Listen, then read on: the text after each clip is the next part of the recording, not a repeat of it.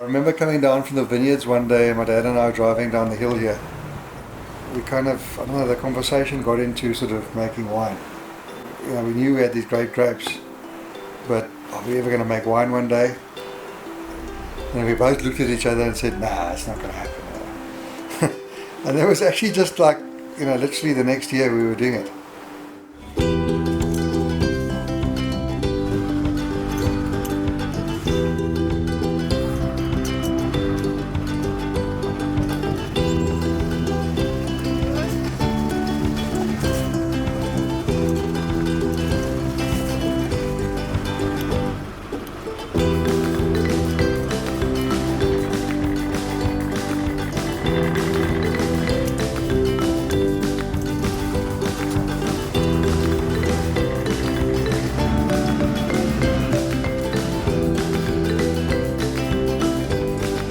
And we were chuffed, so chuffed to be able to open the first bottle of our 1999 Sauvignon Blanc.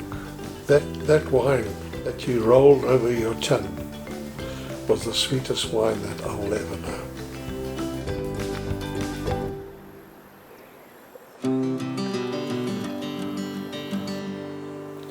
My past life was being in dairy, and my present life now is being in wine.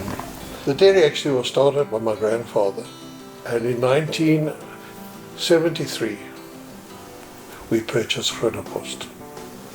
It had even better soils than Turkey, and it was a cool climate area. Because of that reason, we started to plant grapes. Planting vineyards takes about 4 years to produce wine, so we had time to plan our cellar, and I said, let's put it in the fort. The old shed that we got on our farm was previously a fort. Because you think about Groote Post. Groote Post was an outpost of the Dutch East India Company, and over times, I believe it was in the 1950s, the previous owner of the farm stripped the fort of all its yellow wood, and we decided that is where our cellar is going to be. We were lucky to find in the archives photographs taken by Arthur Elliott in the last century of the old fort. So we were able to replicate the new roof, which is of course thatch, to be identical to the original fort. Thinking of those days when we started, there's photos of the first tanks arriving. Lucas has been making our wines now for 19 years, but in the first year, old Arie Bartnost was our first winemaker. So there are photos of him here, him and my daughter, myself, with the tanks lying outside the cellar. They hadn't even been put in place yet. It's amazing the cost of barrels. So those first barrels arriving, it felt like diamonds that you were offloading off the truck, you know. They were instrumental in forming our first wines. I mean, looking through here, I mean, there's some guys, there's some of our farm men here that are still with us today. It's actually, you know, actually amazing to see that. Jannie de Klerk has been our viticulturist since we started out. He's a second generation on the farm. And him and his wife Vilna have a huge passion for our wine business, and their dedication to detail is truly unrivaled. You know, the first grapes that came in were Sauvignon Blanc, and I mean, Sauvignon's got the most amazing flavors. I mean, you taste it in the grapes in the vineyards. When it goes over the sorting table and then through the stemmer crusher, you immediately smell that. You get those wonderful mixture of green grass, green fig.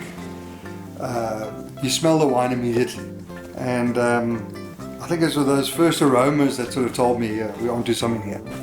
So the wine didn't even have to be in bottle yet, and it was already singing the right tunes. When it comes to making wine or growing grapes, it's very important where the grapes come from, and you will generally find that your better quality grapes come from more Mediterranean kind of conditions. Your climate tends when it comes to making white wine and red wine, you need a little bit more of a maritime condition. So when you talk about climate, it's also the terroir that they talk about, everything, you know, where it comes and how far it's from the ocean. I mean, if you take Groote Post, for instance, we are very close to the ocean. One of the few vineyards in South Africa where you can actually see the waves breaking when you stand in the vineyards, which is so vital in a dryland condition area. And that is, for me, essential when you make a decision to plant grapes, is to make sure that you've got that maritime, Mediterranean kind of climate. And when you make the right decision where to plant it, you will end up making wines of good quality and the style that you want to make it in. You know, dairy had been sort of part of our blood for generations. Especially for my dad, you know, his whole life he had been, dairy was his blood. I mean, he had been instrumental in importing cattle semen from America. He bred the most beautiful cow in South Africa. He bred the highest producing cow in South Africa as far as milk production is concerned. So he'd reached all these sort of pinnacles of the dairy industry. I mean, he was Farmer of the Year, 98 National Farmer of the Year, so for his dairy farming. I think at the end of the day we had to make a decision. We were going to go with wine, we were going to go with milk. And just something that my dad always tells, you know, a little story that he always says that, you know, in his 50 years of dairy farming, nobody's ever come up to him in the street and said, "Peter, last night I had a really, really great bottle of your milk." And in the wine industry, it's often that way. You know, people, it's an amazing product, gives you a lot of satisfaction, and telling this wonderful story from this great place we had. You know, standing up in the vineyards, you're looking down on the icy cold Atlantic. We've got the game camp where we've got 8 different types of antelope. We do a little cheese and wine in the vineyards, and then the guys come down and they can do a tasting. And you know, 5 days a week we do lunch through Hilda's Kitchen. So Sean and Debbie have been running Hilda's Kitchen since 2001. And Debbie's a great, great chef. Fresh ingredients, small menu, just wonderful, wonderful food. And such a delight to have that great food paired with our wines, you know what I mean?